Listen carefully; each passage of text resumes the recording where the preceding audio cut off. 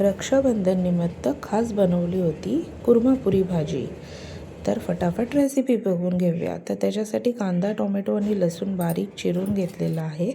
ही आपण फोडणी देतोय जिऱ्याची। त्याच्यामध्ये कांदा आणि लसूणची पेस्ट चांगली भाजून घेतल्यानंतर टोमॅटोची पेस्ट टाकायची। याच्यामध्ये मी आलं लसूणची पेस्ट पण टाकली होती। इथे बटाटे उकडून घेतलेत आणि घरगुती सगळे मसाले, मीठ, मालवणी मसाला, थोडं लाल तिखट, हळद टाकून चांगलं तेल सुटेपर्यंत भाजून घ्यायचं।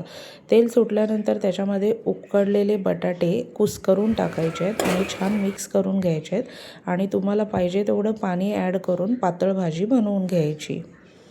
हे बघा, तर भाजी आपली झालेली आहे रेडी। आणि इथे मला आईने सांगितलं की मी तुला पीठ मळून देते, तू फक्त पुऱ्या तळून घे, बाकी मी तुला सगळं म्हणजे पुरी करून देते। तर स्टार्टिंगला आईने पुरी बनवल्या होत्या गोल गोल।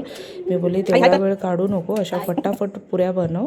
आणि आई बघा कशी हाय करते। तर या स्टार्टिंगच्या पुऱ्या आहेत ज्या आईने गोल गोल केलेल्या। त्याच्यानंतर मी आईला बोलली फटाफट जर करायच्या असतील तर मी सांगते तशा पुऱ्या कर। मग तिने फटाफट त्या पुऱ्या मला करून दिल्या आणि पुरी आणि भाजी झालेली आहे रेडी। मला सुद्धा रक्षाबंधन स्पेशल पुरी भाजीचा व्हिडिओ आवडला असेल तर नक्की लाईक करा।